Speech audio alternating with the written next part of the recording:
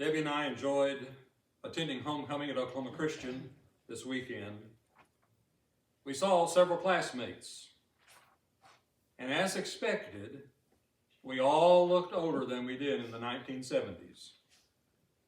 But for one of our classmates, no one appeared any older. Donnie Deming never saw his classmates. He was born blind. I met Donnie before our college days. He lived in Muskogee. I lived in nearby Tahlequah. We went together on an evangelistic trip to the state of Iowa, to the city of Des Moines. And so I became acquainted with Donnie as we trained for that campaign and then as we were there together for those 2 weeks. We were encouraged before we approached the door to knock on the door to say a prayer. And Donnie says, well, I prayed that no one would be home and my prayer was answered.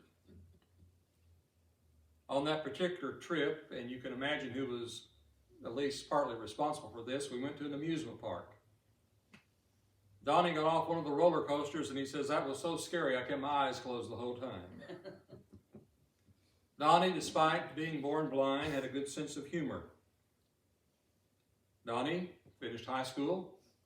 He attended Oklahoma Christian. And in talking with another friend recently, I learned that he took Greek. I took Greek with full eyesight, and I couldn't hardly do anything with it. Imagine taking a foreign language in Braille. Well, Donnie married. He has children. He has grandchildren. Throughout all these years, he has worked. And when you see Donnie, he's cheerful. Despite his limitations, he has always had a good attitude. And I've seen Donnie occasionally over the years. When I saw that he was at the reunion, I went over and spoke to him a time or two. I enjoyed seeing him again. And it appeared that Donnie enjoyed seeing everyone again. As I thought back over my life, I've really only known a handful or encountered a handful of fully blind people up close. And Donnie stands out as one who has handled his blindness in such a great way. Well, I'm acquainted with another blind man, and you are too. And we read about him in the book of Mark in chapter 10. Earl McMillan says of our text today, in this, the second miracle after the confession of Peter, Mark in a unique way shows the role of messiahship as it was understood by those who first encountered Jesus. The story of Bartimaeus concludes the journey to Jerusalem, leading the reader to the brink of the triumphal entry down the Mount of Olives. Read with me from Mark chapter 10, verses 46 through 52.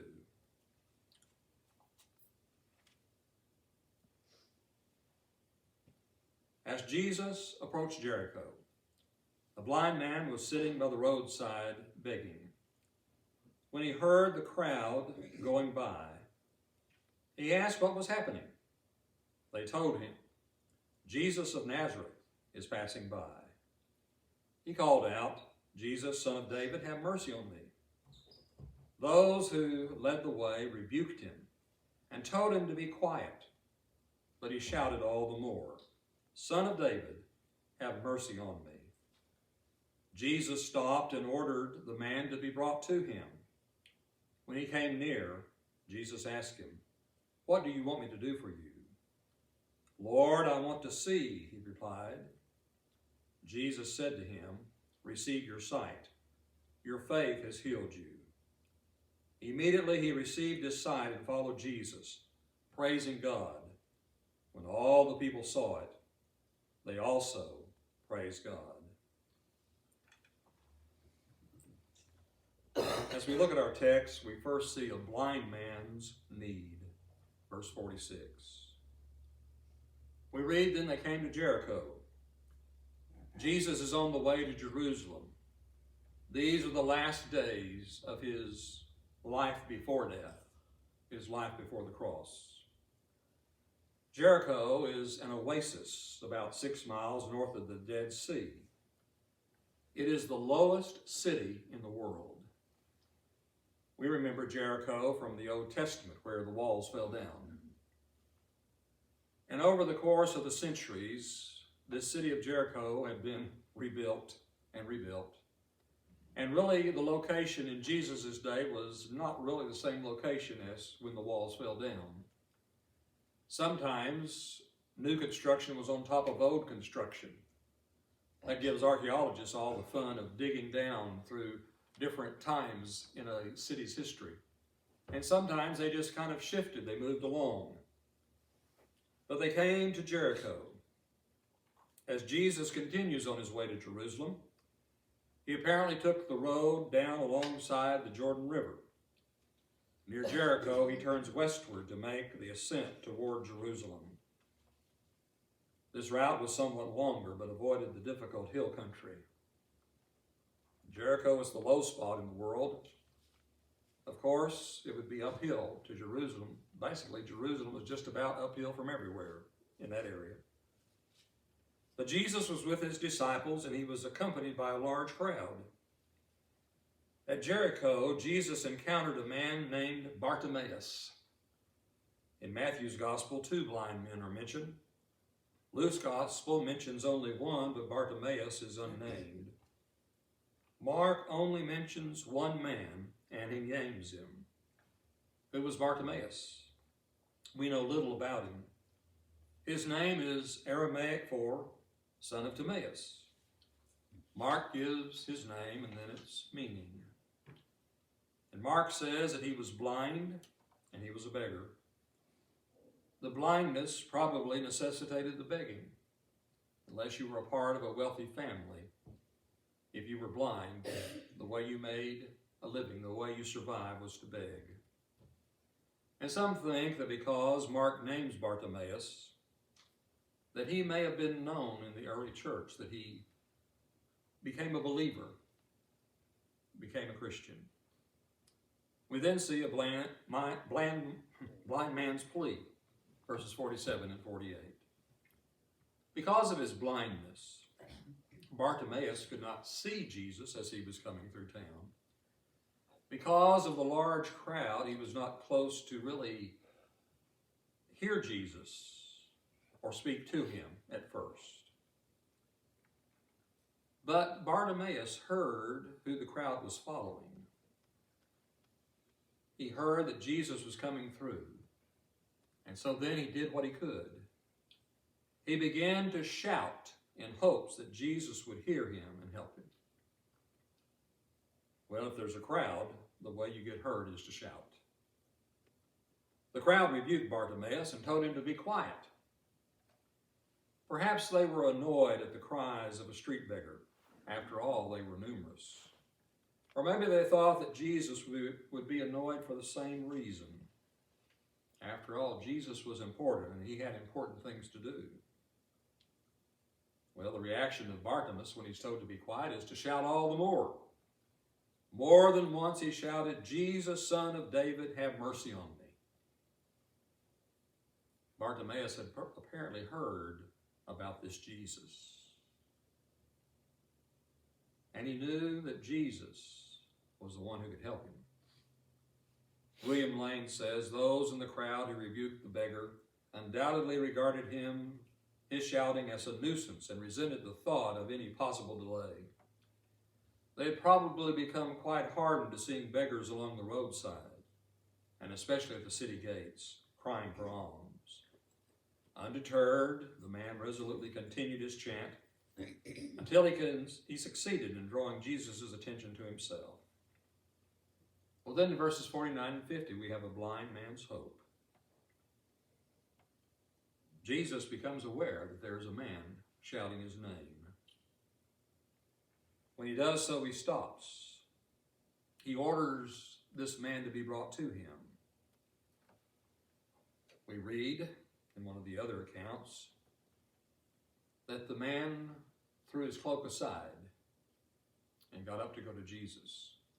More than likely, the cloak was one of the few items in life that he owned. And when he begged, he would spread it out in front of him so that people could drop their coins on it and he could then gather them up. But he tossed it aside. He got up to go see Jesus. David Garland observed, "No one is too insignificant to Jesus to command his attention. A leper, a woman with a hemorrhage, little children, and now a blind beggar all receive Jesus' care." It's interesting that the crowd's mood seems to shift when Jesus takes notice of the man they've been scorning. They've been telling him to be quiet. When Jesus recognizes that the man is shouting his name and says, "Bring him to me," all of a sudden the crowd encourages the man to go to him. Even on his way to Jerusalem, Jesus had time for a man who appealed for his help in faith. We then see a blind man's healing, verses 51 and 52. The blind man, Bartimaeus, comes to Jesus. And Jesus asks him, "What do you want me to do for you?" That question Jesus had asked to James and John just a little while earlier. When they came to him and said, "Jesus, do for us what we ask of you," he says, "Well, what do you want me to do for you?" And we remember that their answer was very self-seeking. It did not show an understanding of what Jesus had been saying to them because they asked to have the chief places when he came in his kingdom. But Bartimaeus has a very simple request. He knows his greatest need. Actually, not quite his greatest need, but the greatest one he knows of right then. He says, "Rabbi, I want to see." And Jesus says, "Go. Your faith has healed you." His blindness was healed immediately. And we notice that Jesus says to him, "Go." He tells him to go. But Bartimaeus chooses to follow Jesus, to follow him to Jerusalem. "Go, your faith has healed you." Bartimaeus followed Jesus. Luke's gospel adds that he was praising God and that when the people saw the miracle, they also praised God. This is the last of the healing miracles recorded by Mark. Notice blind Bartimaeus' spirit, his purity of heart, his determination not to be overlooked, and his practical sense of gratitude to Jesus for his healing. As Tommy South observes, Bartimaeus' story is more than just another account of Jesus healing someone. It's much more. First, we note that this is the end of the discipleship section. It began in Mark chapter 8, verse 27 with Peter's confession. It continues down through the end of chapter 10.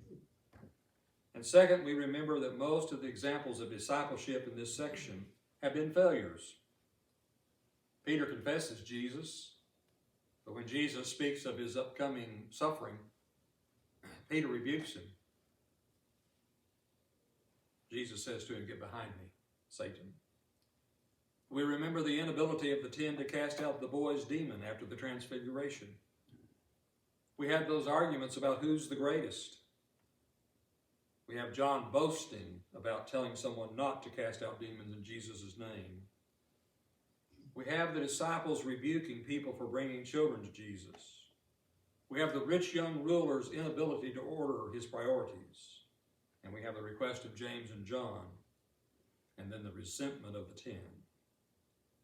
But then comes the story of Bartimaeus. At last we have someone who gets it. Someone who exemplifies what a disciple is supposed to be. He's not even one of the 12. In fact, we know nothing about him except what is said here, that he was the son of Timaeus. That was it. What is it that makes Bartimaeus a model of discipleship? First, he was determined to get to Jesus because he recognized who he was. He was the son of David. That's a messianic title. And so Bartimaeus believes if anyone can help him, Jesus can. That's the beginning, knowing who Jesus is. Second, Bartimaeus didn't rely on what others thought or said. They tried to hush him up. He was just an embarrassment, but he cried out all the more. Third, Bartimaeus knew exactly what he needed and didn't hesitate to ask. He needed healing. Jesus was his only hope, and he got just what he needed, just what he asked for. Bartimaeus didn't claim any status or merit for what was done to him. He didn't argue with any other beggars about his place at the table. He was just happy to be there. And once he received what he needed most, he followed Jesus on the way. That last part is especially important because that's what a disciple is, a follower. A disciple is someone who attaches himself or herself to Jesus and imitates his life. He followed him on the way. On the way where? Well, the next chapter tells us the way to Jerusalem, the way to the cross. Did Bartimaeus know that? Well, probably not. But it didn't seem to matter. He was going to be with Jesus no matter where he went or what the cost. And that's very much the way it is with us when we begin to follow Jesus, isn't it? We don't know exactly where Jesus will lead us, where life will take us, and we don't need to know. We just need to be sure we stick with Jesus. We don't know what all will happen to us in the Christian life. Again, as long as we are with Jesus, it doesn't matter. We just continue to follow him on the way, wherever that leads. So Bartimaeus' story is more than just a healing. It's the story of what a disciple should be, of what we all should be. The famous blind songwriter Fanny Crosby wrote more than 8,000 songs. Someone said to Helen Keller, "What a pity you have no sight."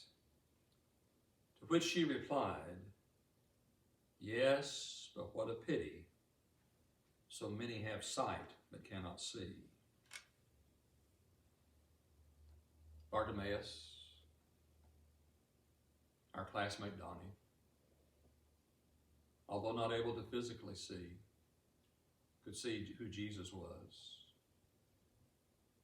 That Jesus was the answer to their needs. Can we see Jesus? If so, we need to follow him.